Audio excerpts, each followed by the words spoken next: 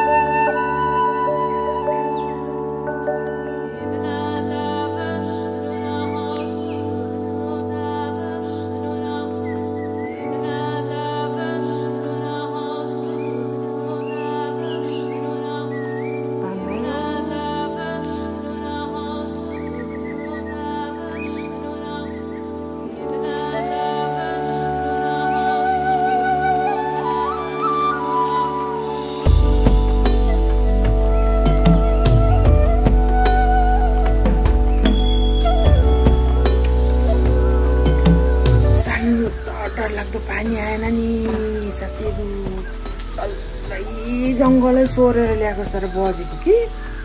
पूजा गर्दा गर्दै वरिपरि हेरेको नि, म त क्या डर लाग्यो। यस्तो बटारेर आयो पानी कि, तर एकछिनमा त आयो, सट्ट हरायो। अहिले चाहिँ मसिना खालको ठाउँमा पनि पर्दैछ। यस्तो डरलाग्दो बजेर आयो नि, अम्मा हो जङ्गल त। ल साथीहरू, मेरो यहाँ बेगुनिया चाहिँ यसरी फुलेको छ है। हेर्नुहोस् न कस्तो मजाले फुलेको छ है झमझम भएर अझै अस्ति फुलेको यो कि कन्टिन्यू फुलिरहेकै छैन कस्तो मजाले फुलेको छ डल्लो छुनु पनि माया लाग्छ नि झर्छ भनेर पत्तै राम्रो यसको त म त पत्तै मनपर्छ यसको त कस्तो दामी पत्ता क्या मेरुन कलरमा यसरी मजाले फुलेको छ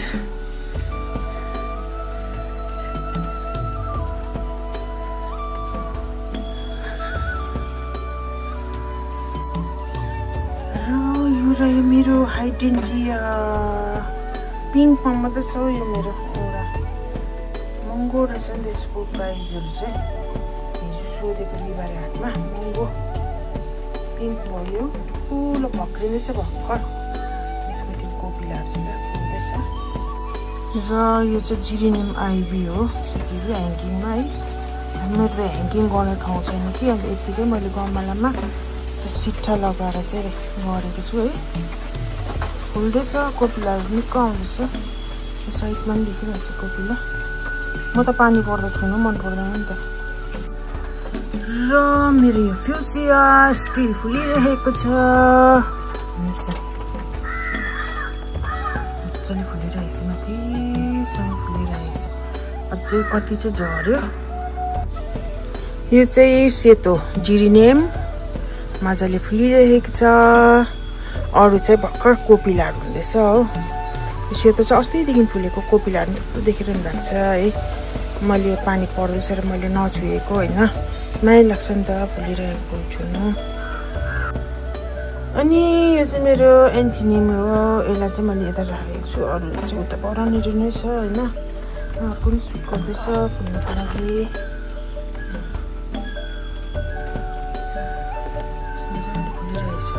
यसको त पत्तै मनपर्छ मलाई कति दामी कतै दामी यो चाहिँ सिङ्गलमा प्रिटिनिया है मजाले स्टिल फुलिरहेको छ यो मैले मार्च महिनामा रोपेको है मार्च महिनामा होइन हौ मार्च महिना फेब्रुअरीमा रोपेको होला फेब्रुअरीमा रोपेको त्यहाँदेखि मार्च अप्रिल यस्तै हप्ता दिनहरू गइसकेर चाहिँ 8-9 तारिकहरू भएको थियो होला त्यहाँदेखि चाहिँ फुलेको यो अहिलेसम्म फुलिरहेको छ होइन यो चाहिँ लामो समयसम्म फुल्छ नि त होइन यो चाहिँ माथि छ र मैले छुएका पानीले भिजेको छैन नि त यसरी झुन्डिरहेको छ अन्त कि यो त अब म लामो लामो भएको चाहिँ निकालिदिन्छु कि होइन कस्तो दामी फुलिरहेको छ पर्पलमा होइन अन्त एउटा चाहिँ यहाँ मुनि राखेको छु यो चाहिँ अलिक पानीले भिजेछ हौ चाहिँ सेडिङमा छ होइन यसरी फुलिरहेको छु यो चाहिँ एउटा टुई आएको थियो कि मैले त्यसलाई काटिदिएको थिएँ अन्त मुनिबाट फेरि भाँगाहरू यसरी पलाएर आउँछ नि ए लामो लामो यस्तो लामो लामो भएर जान्छ नि यसलाई टक्कै भाँचिदियो भने चाहिँ यताबाट हाँगाहरू पलाएर आउँछ क्या अन्त यस्तोहरू त निकालिदिनु पर्छ यो अहिले चाहिँ यसलाई सिट बनाउनु दिनै हुँदैन यो चाहिँ अहिले चाहिँ अस्ति त मैले यसरी निकाल्दै थिएँ कि फुल्नु आँटेकोलाई पनि निकाल्दैछु नि कस्तो खालको आँखा मेरो त यस्तोहरू चाहिँ निकालिदिइहाल्नुपर्छ हो सिट हुनु दिनु भएन नि त अहिले चाहिँ लास्टतिर मात्रै यसलाई सिट बनाउनु दिनु चाहिँ यी हेर्नु नि यता सुकेको जस्तो देख्छ नि त कोपिला हो नि त खासमा चाहिँ तर मैले त भाँचिदिएको छु कस्तो मजाले फुलिरहेको छ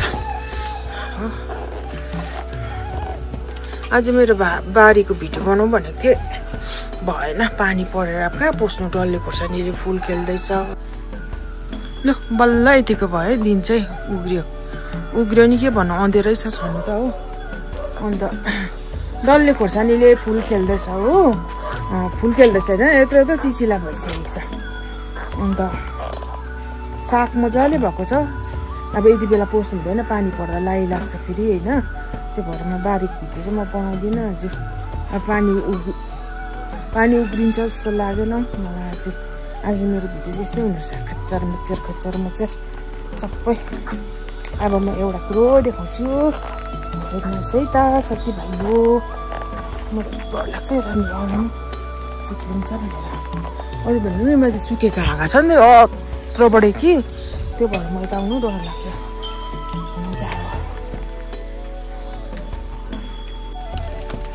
यो चाहिँ इन्फिसिया फुलिरहेको छ हो रेडमा। कस्तो मजाको रेड छ नि हौ यो रेड त मजाले फुलिरहेको छ हो। यो चाहिँ फेरि पिङ्क कलरमा चाहिँ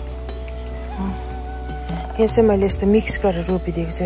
यो चाहिँ सेतो हो यो चाहिँ पिङ्क कलरमा छ हो फुलिरहेको छ। यहाँ पनि सारेको छु यो सेतो हो। यो चाहिँ उयो के अरे लाऊ नामै आएन भन्नु यस्तो हुन्छ भिडियो गर्दा मलाई नाम भन्नु नाकेर न त्यति पो अरे भन्नु आएन यो अष्टमेरी भन्नु आइरहेको। अष्टमेरी त फुलको नाम हो नि त। छ्या लानी मलाई नामै भन्नु आएन हौ छ्या। अन्त अस्ति मैले मलमा त्यो मेरो किचन वेस्ट मलमा चाहिँ मटर ठस ठस भइरहेको रहेछ कि अलिकति गमलामा गाड देख्थ्यो कि हेर्नु उम्रेको फलेको ठस ठस भएर फलिरहेको छ। उनीहरू चाहिँ पिस्लिले यता भिजिरहेको छ हो। अन्त यो कलर लिली चाहिँ यस्तो मजाको पत्ता भइरहेको छ। अब हेर्नु न हेर्नु कस्तो राम्रो भइरहेको छ यसको पत्ता त क्या। यसको पत्ता यसको यो हेर्दा यतिकै अगाडि राख्दाखेरि पनि कस्तो राम्रो देख्ने क्या मजाले गार्डनमा सुकाउने भेरिकेटेड पत्ताहरू जस्तो। यो चाहिँ कस्तो मेरुन कलरमा छ हौ यो कलर लिली। उयो मुनिको पाखनबेद हो। पाखनबेद पनि अस्ति त बिहाको बेलामा पुरा राम्रो फुलेको थिएन। अन्त साथीहरू यो चाहिँ स्टार लिली हो है स्टार लिली। यहीँ यो चाहिँ मुनि छ कि अरू चाहिँ सबै मैले छतमा राखेको छु हो। छतमा राखेको छ अन्तै कस्तो यहाँ वरिपरिबाट निक्लेको छ। यो चाहिँ माथि रुखको सेप अलिक लागेको छ यसलाई र पनि यतिको त फुल्ने हो बिचरा। यसलाई त मैले स्याहार्नै पाएन यसपालि यस्तो भइरहेको छ ठस। अन्त क्या अस्ति मैले भिडियोमा भने मात्रै मैले बताइनँ होइन। यो चाहिँ किचन वेस्ट मलको चाहिँ झोल निस्केको यो होइन। यति यो झोल चाहिँ नि 5 लिटर पानीमा चाहिँ फिटेर झिन्झिरीमा फिटेर लाउनुपर्छ होइन। हेर्नुहोस् ल मैले यसरी थाप्छु नि त यसरी। यहाँ मुनि चाहिँ मैले दुलो बनाएको छु होइन हेर्नुहोस् त जम्मा भएको हो। अनि त्यहाँदेखि यस्तो बोतलमा हाल्दै राख्नुपर्छ। बोतलमा हाल्यो राख्यो त्यहाँदेखि पानी लाउँदाखेरि चाहिँ के अरे झिन्झिरीमा फिटेर लाउनुपर्छ। यसरी निस्किन्छ नि कडा हुन्छ नि यो पनि। अन्त यो चाहिँ बटरफ्लाई लिप्स क्या यो चरिमिलो भन्ने। अब यो फुलिसकेपछि चाहिँ यसको उयो जान्छ नि त यसको समय जान्छ होइन। यसलाई अन्त यो मुनि यसको यहाँ मुनि चाहिँ झराप्प काटिदियो कि काटेर चाहिँ यसमा मूल माटो फेरि नयाँ लाउनुपर्छ दामी भएर निस्किन्छ कि। तर एउटा कुरो के भने घाममा चाहिँ बेसी राख्नु हुँदैन हौ यसलाई। यो चाहिँ घाममा थियो नि त घाममा राखेर चाहिँ यहाँ हेर्नु नि यहाँ मैले बिट फुट चाहिँ नि मैले टक्कै यहाँ माथि राखिदिएको थिएँ कि बिट पनि अहिलेसम्म फ्रेसै छैन। यो त राखे कति भइसक्यो नि हेर्नु नि हो। अन्त यसरी मजाले भइरहेको छ पनि प्लान्टै जस्तो। योसँग कति राम्रो देखेको थियो अस्ति त झन् साह्रो। अन्त यो चाहिँ नि यस्तो घाममा राख्दा चाहिँ यस्तो हुन्छ होइन। यो चाहिँ मैले सेटमा राखेको चाहिँ स्टिल अहिलेसम्म हेर्नु कति राम्रो पत्ता भइरहेको छ हो। अन्त मैले चाहिँ यो दुइटासँग मिक्स गरी रोपिदिएको नि। यो के चाइनिज के भन्छ हौ के डलर के भन्छ होइन कुनै के डलर के भन्दो रहेछ यसलाई। प्लान्टहरूको त मलाई नामहरू त्यति आउँदैन हौ। फुलहरू चाहिँ मलाई आउँछ कि तर प्लान्टको चाहिँ मलाई त्यति आउँदैन। हेर्नुहोस् है यो त खासमा भित्र राख्यो भनेदेखि चाहिँ अझै राम्रो हुन्छ क्या। एक समयको हल्का घामहरू भेट्यो भने नि कति लामो समयसम्म फल्छ बस्छ नि अब रहन्छ फल्छ पऱ्यो रहन्छ।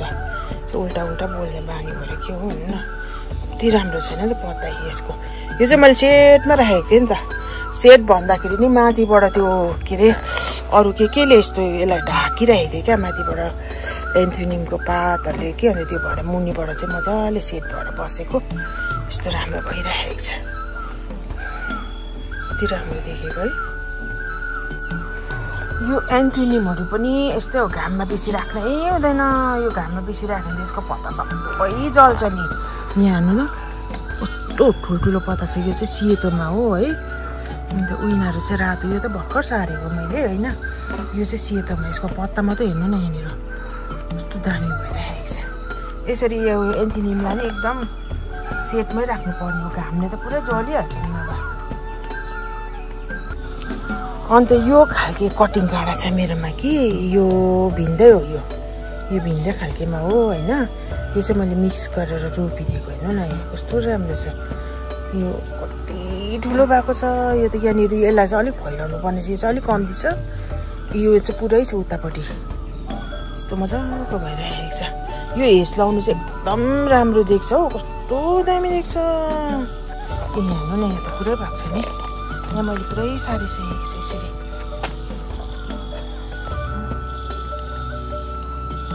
एकपट्टि त मजाले भएको छ, अब यसलाई मजाले मिलाएर काट्नुपर्छ होइन। कस्तो दामी देख्छ नि अब हेर्नु न। यहाँ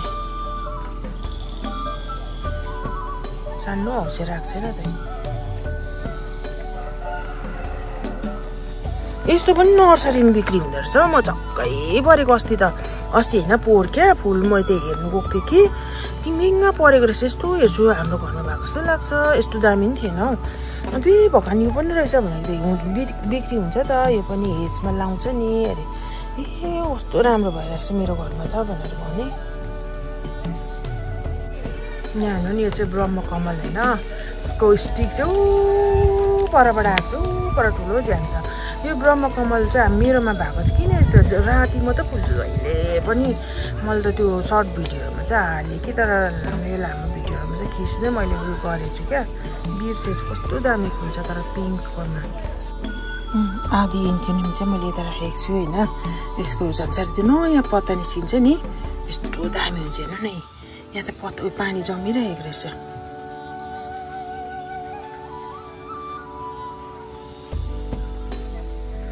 अन्त यो पनि छ, यो केरा लिली नै हो। यो चाहिँ कस्तो पहेँलो फुल्छ कि कस्तो फुल जस्तो भइरहेको छ मलाई। केला लिली, यहाँ चाहिँ पिस लिली छ। कत्रोबाट सुट गर्दैछ। यहाँ मैले ठुलो बोलमा हालेर रोपेको छु यसरी हो।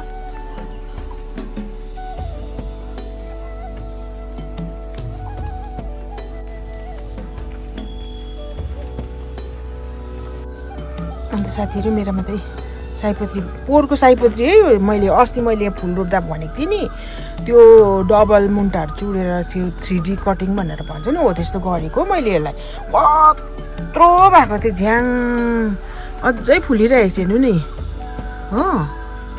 ए मलाई त फुलिदिएको काफी यति फुल्दाखेरि त अन्त मजाले फुलिरहेको छ। अझै यो रुख लड्दाखेरि त यो डल्लै भाँचेको नि। यो भाँचेको मैले गाडिदिएको छु तर चढ्दो रहेछ। सबै मैले गाडिदिएको छु। यहाँ पनि गएर फुलिरहेको छ। अनि साथीहरू यो चाहिँ डे वाइट लिली भनेर भन्छ होइन। डे वाइट लिली कस्तो राम्रो चाहिँ फुल्छ, यति लामो फुल्छ नि। यो पनि कट फ्लावरमा जान्छ नि। यसको पनि दाम चाहिँ भयङ्कर छ नि फेरि। यो पनि कलरको हुन्छ तर मेरोमा चाहिँ सेतो मात्रै छ होइन। अरूमा चाहिँ फुलिसक्यो। मैले त्यो सबै देउता थानमा लगाइदिएँ होइन टिपेर। अन्त यो चाहिँ फुलिरहेको छ मजाले। ए जिल्लियाको कटिङ गर्ने बेला भयो। अब यो अलिकति लामो भएपछि कटिङ गर्छु। यो चाहिँ डबलले रातोमा फुल्छ। यो डल्लै बोटभरि फुल्छ, कस्तो दामी फुल्छ। यो एउटै हो, मैले मदर प्लान्ट बनाएर राखेको क्या। यस्तो पटमा रोपेको छु कि। ज्याङ त कस्तो ठुलो छ नि, पुरानो मदर प्लान्ट हो यो।